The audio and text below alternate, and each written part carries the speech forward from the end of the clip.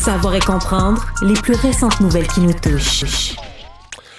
Bon, alors, Donald Trump, qui, le lendemain de la mise en vigueur de ses tarifs, est revenu hier pour modifier sa politique. Et mettre sur pause pour 30 jours les tarifs pour l'industrie automobile américaine. Et ça fait suite à une rencontre entre le président américain et ce qu'on appelle le Big Three, c'est-à-dire GM, Ford et Stellantis. Stellantis, pensez à Jeep, pensez à Ram. En fait, pensez à l'ancien Chrysler. Là, oui, c'est ça. Puis tout ce exactement. que Chrysler a racheté là, de marques au fil des années, tout italiennes et autres, qui ont fait Stellantis. Et là, tu les mets les trois ensemble. C'est un lobby très puissant. Là. Alors, on peut comprendre, puis en regardant notamment les actions de ces trois grands conglomérats-là, ces grandes entreprises-là, les actions ont planté depuis le début de la semaine. Alors, on peut comprendre que c'est une industrie extrêmement fâchée. Et le président américain a envoyé un signal clair aux industries. Là. Ce délai-là de 30 jours, là, c'est pas juste pour le fun, là. C'est pour vous permettre de rapatrier la production aux États-Unis et en faisant ça, vous n'aurez pas de tarifs, comme l'a précisé la porte-parole de la Maison-Blanche, Caroline Leavitt. He told them that they should get on it, start investing, start moving, shift production here to the United States of America where they will pay no tariff. That's the ultimate goal. Maintenant, de quelle façon les marchés boursiers vont répondre aujourd'hui? Parce que depuis le début de la semaine, ça avait été catastrophique. La semaine d'avant aussi. Léger regain hier. Mais là, je regarde les transactions d'avant-ouverture de marché, ce qu'on appelle le pre-market. Là. C'est reparti. Sur le Dow Future, là, on est à moins 472.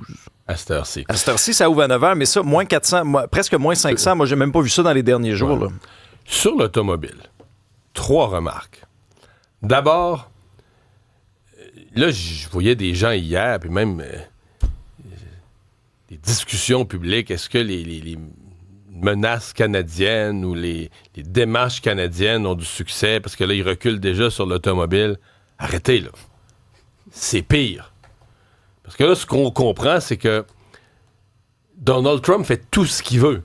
Il a fait une politique de tarifs épouvantables, injustifiés, agressives envers le Canada. Et quand il vient, je vais utiliser le verbe la ciseler, à dire je vais l'enlever pour l'automobile pour 30 jours. Pour ce qui fait son affaire. Ben exactement. En fonction de ses intérêts, tu viens de nous décrire les pressions des trois grands de l'automobile. Alors, il le fait. Alors, il le fait pas à la suite de discussions avec le Canada. Il le fait pas en disant, ben garde, ce qui serait... Parce que l'idée d'un accord de libre-échange, c'est de faire des choses qui sont mutuellement profitables, mutuellement avantageuses. Les deux pays disent c'est plus... Donc là, c'est comme... Il fait... C'est comme s'il avouait qu'il n'a pas assez réfléchi, qu'il a causé des dommages à sa propre économie et il répare ça en fonction de ses propres intérêts, se foutant éperdument du Canada. 1. 2. Le 30 jours, le délai de 30 jours, sa porte-parole disait ça leur donne 30 jours pour déménager des usines au Canada. Voyons, déménager une usine, c'est une affaire de 3-4 ans, là. Mais imagine, trouver le terrain, construire une usine. En 30 jours, tu trouves pas le terrain. Acheter le terrain, trouver le terrain puis acheter le terrain d'une future usine, tu trouves pas ça en 30 jours. Non, ça peut prendre des mois. Fait que c'est ça. C'est donc le transfert de production. Je sais pas ce qu'ils veulent dire par là. Je pense qu'ils veulent envoyer le message là, au public américain, aux électeurs de Trump qui veut rapatrier la production. Mais si... Ça se fera pas en 30 jours, mais advenant que ça se fasse, il faut juste se mettre les yeux devant un trou dans la guerre commerciale du Canada. Mettons qu'on dit, OK... Puis là, au Québec, nous, on n'est pas trop touchés par ce volet-là. On va être touchés par d'autres. Mais ça, c'est surtout ontarien. Là. L'automobile, les grandes usines à Oshawa ou dans le coin d'Hamilton, les grandes usines ou à Windsor.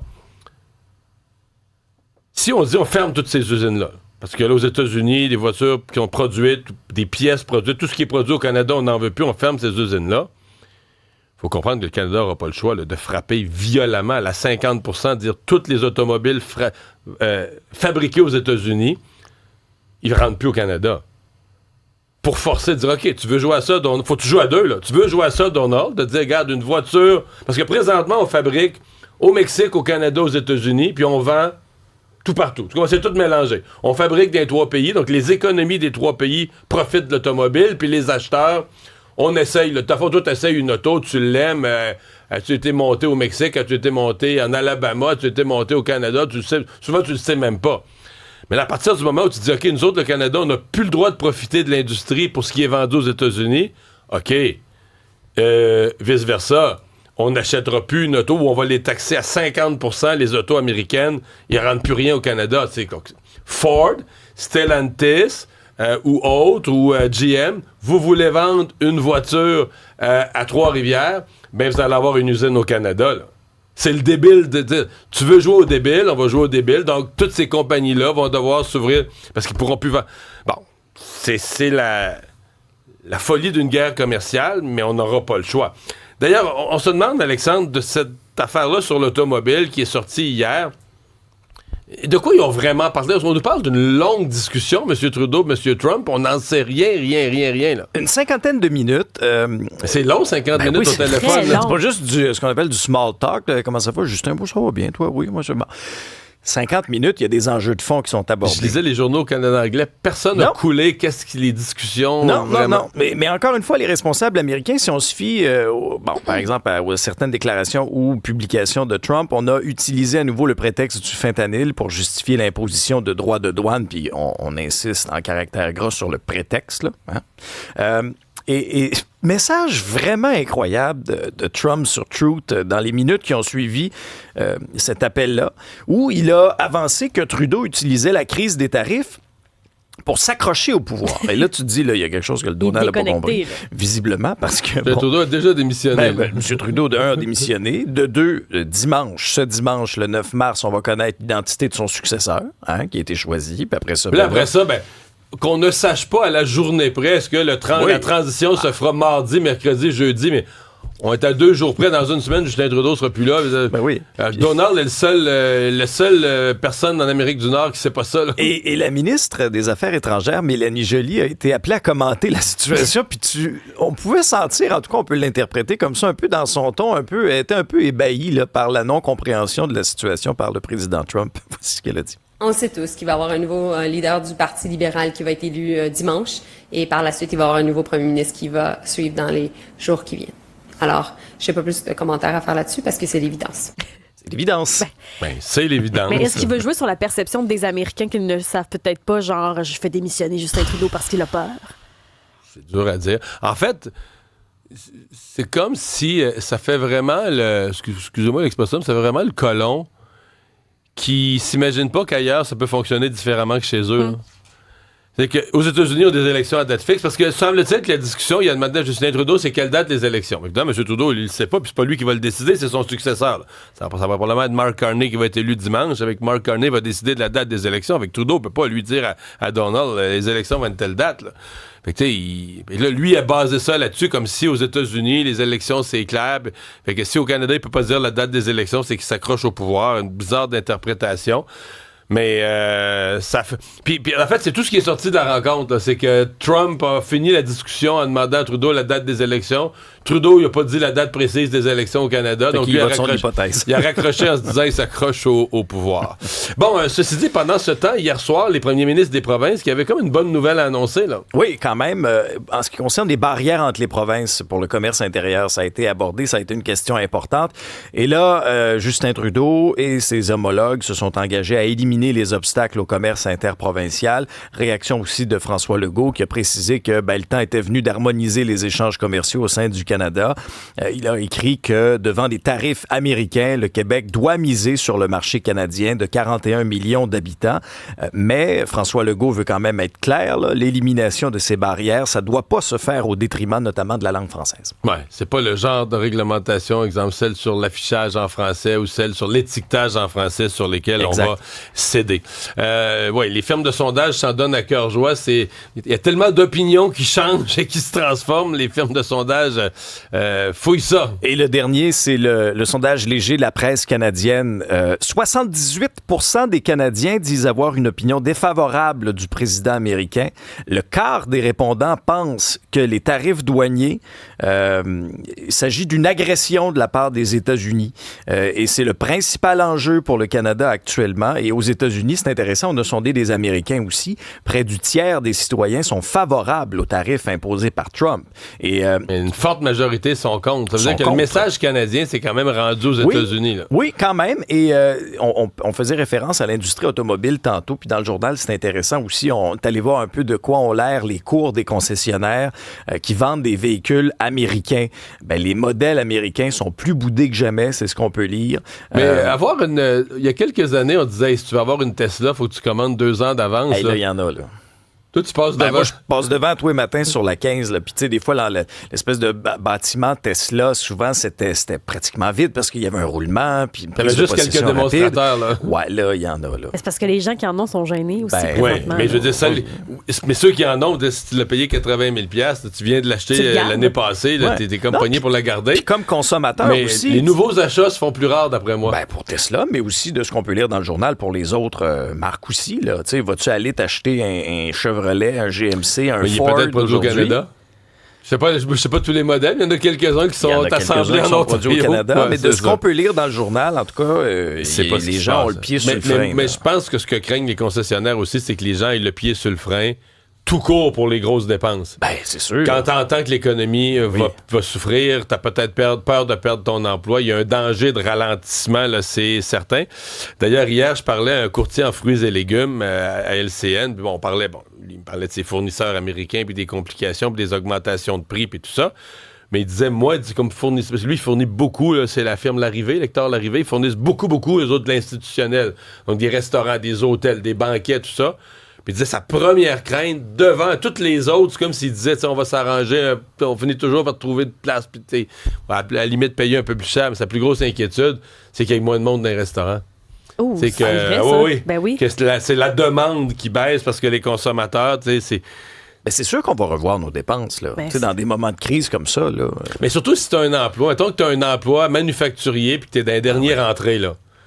C'est sûr que tu te poses des questions. Tu te dis, OK, si notre entreprise, ses ventes baissent de 20-25 aux États-Unis puis ils sont obligés de faire des mises à pied, moi, j'y passe. Là, c'est certain qu'il y en a qui vont se poser la question. Et finalement, on a eu la date du budget du Québec. On est quand même curieux de voir ce que ça va donner avec le déficit de 11 milliards l'année passée. Oui, c'est ça. Il y en a plusieurs qui prédisent un déficit plus élevé, tant au fédéral qu'au provincial. Ben, au Québec, entouré la date du 25 mars prochain. Et on va surveiller, effectivement, tous les programmes aussi, là, parce qu'on a annoncé cette semaine des programmes visant à donner plus de liquidité à certaines entreprises.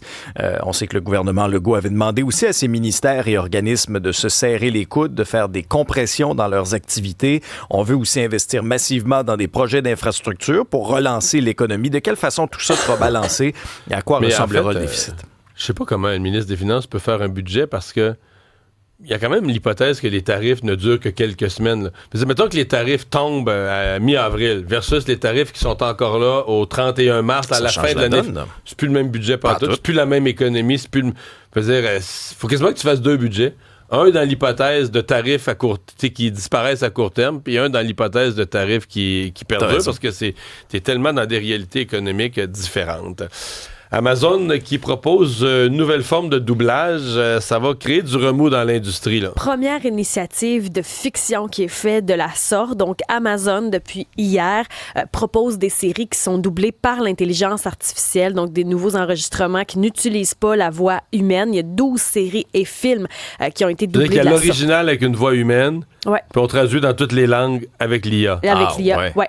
Puis est-ce qu'on le fait avec la voix? Parce qu'il y avait ce projet là, de le faire avec la voix de l'acteur, le timbre là, de voix de l'acteur lui-même ou de l'actrice. Probablement que ça s'y rapproche. Pour l'instant, ça inquiète parce que là, ce qu'ils disent, c'est qu'il y a la plupart des langues ont été ajoutées, là, l'espagnol, l'anglais. Donc, El Cid, la Leyenda, Mi Mamalora, Lost Post, elles sont disponibles maintenant dans les langues traduites en IA. Français, allemand, hindi, indonésien, italien, japonais, portugais et espagnol sont des langues qui ont été ajoutées. Alors, on sait que la doublure de Sylvester Stallone, la voix, la personne qui le doublait est décédée en 2024. Puis en France, ça a fait un tollé parce qu'ils ont dit, comme sa doublure est plus là, on va prendre l'intelligence artificielle maintenant. En France, ce qu'ils disent, c'est qu'ils pensent que les créateurs audiovisuels pourraient perdre à peu près 21% de leurs revenus d'ici 2028. Mais même au Québec, là, c'est une grosse industrie, le doublage. Puis tu sais, il y a des gens, des fois, vont dire « Ah, tel acteur, on le voit plus. » Puis, tu sais, à un moment donné, t'entends entre les branches, il gagne rassure-toi, il gagne très bien sa vie. La star, il fait juste du doublage. Ben complètement. Puis, tu sais, le doublage, ça fait aussi partie parce que, là, ils disent que, pour rassurer les détraqueurs, dire, là, on a doublé des films qui, anyway, on n'aurait pas eu assez de budget pour payer des gens. On le fait avec ce qui est émergent en ce moment. Ils se défendent comme ça. Mais ça sera pas arrêtable. Mais ça sera pas arrêtable parce que tu vas économiser. Ça va être, puis le public va s'habituer. Si on a la vraie voix de l'acteur, le public va... Si c'est bien fait, si c'est bon, je vois pas comment tu vas arrêter ça. Là. Puis tu commences, puis surtout Amazon le dit un coup que c'est fait, là, avec son Prime Video, là, ils n'ont pas annoncé ça. Là, ils disent maintenant que les séries, les films, c'est rendu disponible. Donc ça, c'est une autre affaire qu'on a fait par en dessous parce qu'on sait que ça fait pas l'affaire de personne. Puis ça explique aussi l'une des parties de la grève de Hollywood. Mais un coup que tu fais ça, puis après ça, même pour le téléspectateur, à un moment donné, de distinguer le vrai du pas vrai, ça devient compliqué. C'est pas drôle, là, ce qui arrive dans le monde. Canadien joue ce soir. Canadien joue ce soir à Edmonton contre les Oilers. Le sujet de discussion à l'entraînement d'hier, c'était la prolongation de contrat de 4 ans de Jake Evans, 2,8 millions de dollars par année, qui a avoué qu'il avait candidement fait ses boîtes. Il ne savait pas trop où il allait se retrouver, mais je pense que c'est une entente gagnante. Il y a des rumeurs dans le monde du sport qu'il s'est passé des choses dans l'équipe, entre autres avec le capitaine Nick Suzuki, là, que la direction de l'équipe aurait eu une discussion avec Suzuki durant le temps de la pause, là, sur l'avenir de l'équipe, puis est-ce qu'on la reconstruction, puis est-ce qu'on cette année on vend encore des... Et que Suzuki s'impatiente de dire non, là il faut qu'on devienne une vraie équipe puis qu'on lutte pour les séries.